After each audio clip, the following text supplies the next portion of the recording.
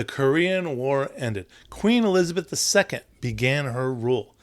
I Love Lucy was ruling the TV screens. The Cleveland Browns had just won their third straight football championship. The Lakers ruled the NBA. The Yankees won their fifth straight World Series. The year was 1953.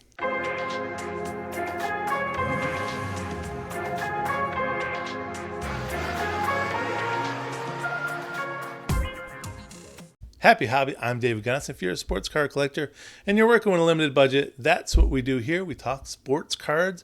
And today we're talking about something that's not so much for a limited budget, but we're just talking about sports cards in general. 1953 Topps Baseball. What are the 10 most valuable cards from that set? Now, it's a pretty awesome set. It's a little easier to collect these cards than it was the 1952 set, which was really the first mainstream Topps baseball card set. Not as many rookie cards in this 1953 set to collect. There's some good ones in that 1952 set and a lot of first Topps cards in that 1952 set. So while you didn't have as many rookies in this one that were awesome, you had some awesome veterans, some great Hall of Famers in this 1953 set. Now, just looking in the sports world in general, the Boston Braves moved to Milwaukee, becoming the first MLB franchise to relocate in 50 years. That would set up a few years later the Brooklyn Dodgers moving to Los Angeles and the New York Giants moving to San Francisco. The Cincinnati Reds changed their name from the Cincinnati Reds to the Cincinnati Redlegs because of McCarthyism and the fear of communism that was happening in those early 50s, and everybody was getting scared about Reds. So they changed their name, which is pretty silly to think about now. So we're going to start talking about the 10 most valuable cards, the 10 best cards. 1953 Topps Baseball. Who do you think is number one? Of course, once again, it's almost always Mickey Mantle. Coming up on a few years where it ain't going to be Mickey Mantle. But right now, it's Mickey Mantle. Number one on the 1953 Topps Baseball. Now this card is, I would argue this card is prettier than the 1952 Topps. This one is so nice. Mickey Mantle, almost every card of his is just a work of art. From the photographs to the paintings like this one. Now these were oil paintings, by the way, that got commissioned by certain artists to be painted for this set. They're pretty amazing. This was an oil painting. And look at it. It's just a gorgeous card. It was single printed, which means there's fewer of this card than there are of most of the other cards in this set, which were double printed or even triple printed. Mantle cards are just the best. It's tough to get around that. Now, this was Mantle's last card in Topps until 1956. So he didn't have one in 1954 or 1955 because of contract obligations. So this is the last one you're going to see of him until a few years down the road when I do 1956. Actually, I already did a 1956 video. It's somewhere around here. So you can check that out. Number 2 on the list, Say Hey Kid, Willie Mays. Now, he was missing from the New York Giants baseball team in 1953 because he was drafted into the Army to fight in Korea in the Korean War in 1952. So he only played a few games in 1952, I believe, and he missed all of 1953. And Topps wasn't about to skip putting this guy in the set. They made sure he got in there. His card is second only to Mantle's among the most valuable in the set. And it's one of the coolest looking cards of Willie Mays as far as I'm concerned. And he kind of looks like a young Jay-Z. Is that just me? Do I think? I don't know. He looks really like it. Mets fans love this card because it has the New York Mets look to it. It looks like the blue and orange, right? That New York Giants uniform. An interesting point here is that since Mays played for so long, 23 seasons, he hit 660 career home runs. What would he have totaled if he played the full 1952 season and the full 1953 season instead of going into the Army and serving a Korea War?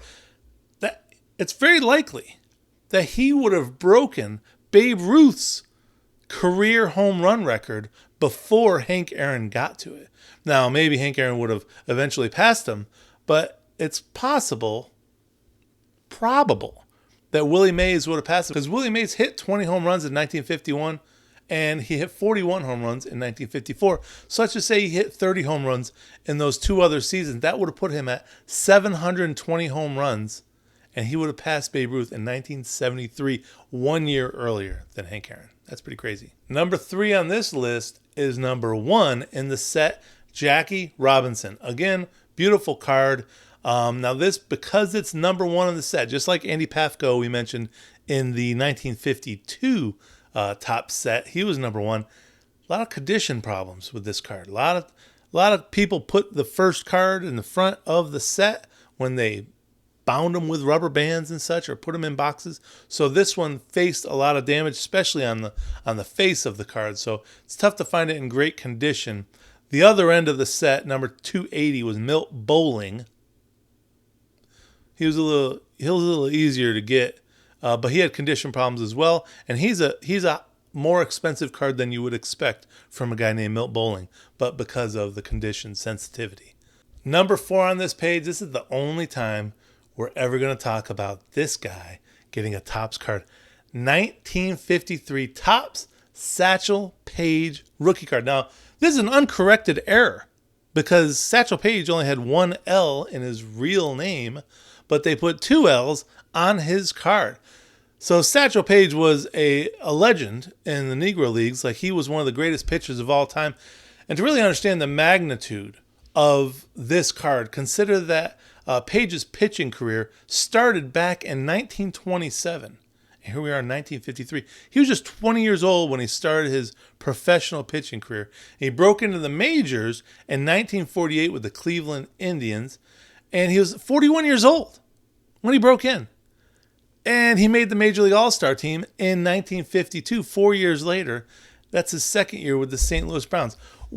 How did he not get a card in the 1952 Topps set? I don't understand. Can someone explain that to me?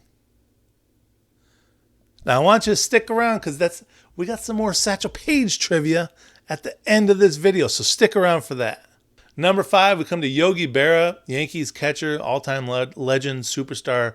He was awesome. Who doesn't love Yogi Berra? Now, what's interesting about this oil painting picture card of his is that he's normally like affable and smiling and happy. This guy's intense. Look at that. I mean, he means business. I like that. It's a tough card of Yogi Berra. Number 6, we move on to another pitcher. This one for the Boston/Milwaukee Braves, Warren Spahn. Now, it's interesting. This 1953 set is pretty cool because it has players that missed baseball service time because they were in the military for World War II. But it also has players that missed service time because they were in the military for the Korean War, like Willie Mays and Whitey Ford. Now, Warren Spahn and Jackie Robinson, they missed time in World War II. But I just thought that was interesting. This set spans 2 different time periods of war. And Spahn, if you're a Greg Maddux fan, you should like Warren Spahn. Very similar. They use their guile, they use their pitching intelligence to beat batters instead of just the raw power, which is impressive. Both finished with over 350 career wins. Spahn with 363 and Maddux with 355. Number 7, Whitey Ford of the New York Yankees. Now, here's a Hall of Fame pitcher. Ford's rookie season came in 1950, and he famously began his career with a 9-0 record with the Yankees. That's pretty good. Then he missed a couple seasons in 1951, 1952 because of the Korean War. If you look up on buysportscards.com, go look up Whitey Ford's base cards. Most of his poses are the exact same pose, which is just crazy to me. I don't understand how that happens, but it's pretty cool. Number 8, Johnny Podres from the Brooklyn Dodgers. Now, this is a rookie card. This is one of the first and only rookie cards in this set. They're among the top 10 list for most valuable. Now, Johnny Podres was famous because he threw a shutout in Game 7 of the 1955 World Series to help give the Brooklyn Dodgers their first and only title. The only championship in Brooklyn, at least, I should say. He was the first player to win the World Series MVP award, which started in 1955, so it makes sense that he was the first one to do that. Podres would go on to win 4 World Series with the Dodgers, and he was named to 4 National League All-Star teams. Now we move on. Number 9, Jim Gilliam of the Brooklyn Dodgers. Now, this is a rookie card. I got to be honest with you. I was not familiar with Jim Gilliam and his prowess, but this is a guy who was in the majors for 14 years. He was a 2-time All-Star, but he did help the Dodgers, who we just mentioned, to 4 World Series wins. That's a pretty big deal. 1953 National League Rookie of the Year, Jim Gilliam. And he played with the Baltimore Elite Giants in the Negro Leagues before joining the Dodgers. And it's interesting, he'd later go on to become one of the very first African-American coaches in the majors. Number 10, we mentioned Yogi Berra earlier. We got to mention his counterpart, Roy Campanella. Campanella with the Dodgers, one of the all-time great catchers ever. But much like Duke Snider, like something about being a Dodger and not a Yankee, just the value is just not there, not as hyped, not as well loved, doesn't have as many World Series rings. That's part of it too. But Roy Campanella, pretty awesome card to have. So some other great cards to get from this 1953 top set. Eddie Matthews is his second year card. Pee Wee Reese with those Brooklyn Dodgers, of course. Phil Rizzuto, Monty Irvin, Bob Feller, another great pitcher for the Cleveland Indians. Now let's get into that Satchell Paige trivia that I had promised you earlier. Now Paige had come back into the majors at 59 years old to pitch for the Kansas City Athletics in 1965. Can you imagine that? 59 years old.